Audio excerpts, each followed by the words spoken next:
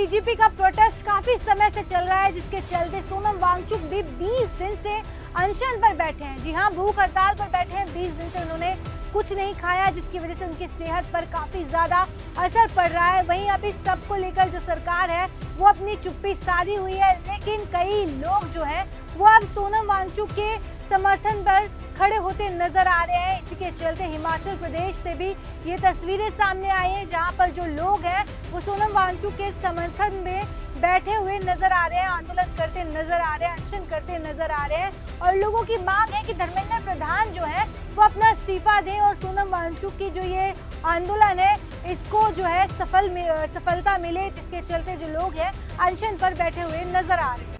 आप सबको पता है सर, आज 20 दिन हो गए सोनम सर को दिल्ली में अनशन पे बैठे हुए हैं। और जो भारत की सरकार है उनके कानों पे जूं तक नहीं दिख रही है। और मैं तो ये कहूँगी कि धर्मेंद्र प्रधान जी के साथ साथ देश के प्रधानमंत्री मोदी जी को भी इस्तीफा दे देना चाहिए। हमारे बच्चे खुदकुशी कर रहे हैं, हमारे बच्चे नहीं बोलूँगी, देश के बच्चे बोलूँगी।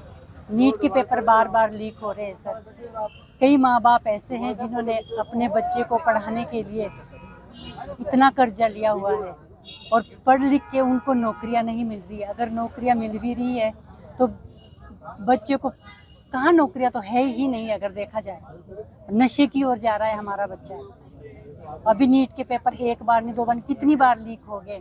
तो सर मैं तो आपके चैनल के माध्यम से यही कहना चाहूँगी कि धर्मेंद्र प्रधान जी, आप तो इस्तीफा दे ही दो, और इसके साथ साथ प्रधानमंत्री जो है हमारे देश के नरेंद्र मोदी जी, उनको भी इस्तीफा देना चाहिए। वहाँ पे सोनम सर बैठे हुए हैं, मौत के मुंह में है। 20 दिन हो गए सर उनको। कम से कम हमने किताबों में पढ़ा था कि जब महात्मा गांधी जी अनशन पे बैठे थे तो अंग्रेज उनको पूछने गए थे, लेकिन अब तो शर्म की बात है कि भाजपा का कोई भी आदमी उनसे ये भी तक पूछने नहीं गया कि भी आपकी स्थिति में है। तो मुझे तो लगता है कि इससे अच्छा तो हम अंग्रेजों के टाइम ही अच्छे थे। कम से कम इतना अत्याचार तो नहीं था, इतना तानाशाही तो नहीं थी। इससे यही मैसेज आ रहा है कि भाई ये देश को तानाशाही से चलाना चाहते हैं। हमारे बच्चे आज मौत के मुंह में, उनका भविष्य खतरे में है। इसकी जिम्मेदारी किसकी है सर? देश के प्रधानमंत्री जी की है, जिनको लोगों ने अपना वोट दिया है। तो क्या इस तरीके से ये हमारे बच्चे को सुरक्षित रख रहे, इस तरीके से हमारे बच्चे को शिक्षा दे रहे हैं? इन्होंने एक नारा दिया था शिक्षा के ऊपर, तो सर वो नारा कहाँ पे है? हमारा कहते हैं कि बच्चे शिक्षित होना चाहिए। कैसे शिक्षित होएगा सर? नेट के पेपर लीक हो रहे हैं सर। देश का बच्चा नशे की ओर जा रहा है सर। जी, मेरा नाम चेतना है और अभी इस वक्त मैं +2 क्लास में हूँ। और आगे के लिए वैसे तो मैंने अपना सिविल सर्विसेज के एग्ज़ाम्स के लिए तैयारी कर रही हूँ। और आज जो हमारा प्रोटेस्ट है वो हम सिर्फ सोनम वांगचुक के सपोर्ट के लिए हम यहाँ पे आए हैं। जैसे कि हम सभी को पता है कि वो 20 दिन से अपनी हंगर स्ट्राइक पे चले हुए हैं। तो हमारा वो कहने का मतलब एक ही है कि जो इंसान 20 दिनों से हम लोगों के लिए भूखा है, तो क्या एक दिन हम उसके लिए इकट्ठे होकर उसका समर्थन नहीं दे सकते?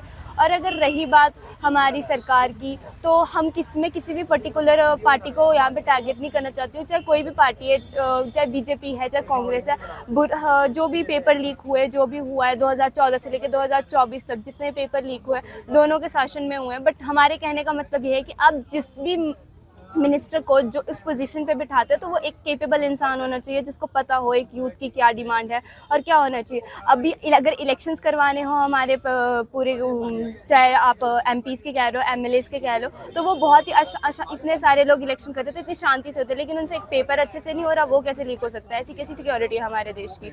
और जो मेजर सफ़र करते हैं वो हम लोग ही हैं, मिडिल क्लास फैमिलीज है, लो क्लास है, जो इतने मेहनत करके पैसा कमा के अपने बच्चों को इतने बड़े बड़े स्कूलों, कोचिंगों की फ़ीस दे रहे हो, लेकिन फिर भी मतलब ऐसा हो रहा है। तो मेरे को तो ऐसा लगता है कि कहीं ना कहीं ये फेलियर ऑफ गवर्नमेंट ही है।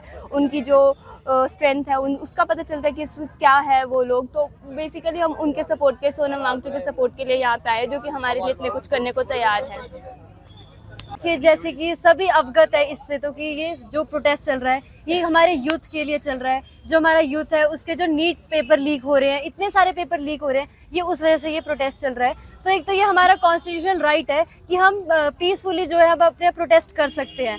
तो ये बात है कि जैसे जो सोनम वांगचुक जी है, जो हमारे लिए इतना प्रोटेस्ट कर रहे हैं, हमारे यूथ के लिए, वो सरकार से लड़ रहे हैं, तो हमारा भी कहीं ना कहीं ये कर्तव्य है कि हाँ उनका हम साथ दें, उनके साथ हम समर्थन दें।